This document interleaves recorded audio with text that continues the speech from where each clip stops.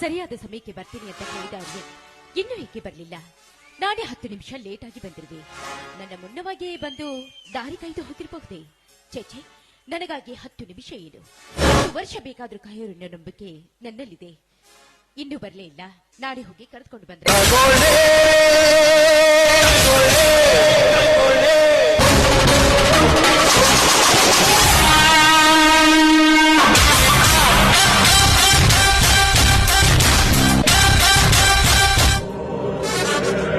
ಕವಿಯ ಕಲ್ಪನೆಯ ಕಣ್ಣಂಚಲಿ ಕಲ್ಲೊಂದನ್ನ ಕೆತ್ತಿದ.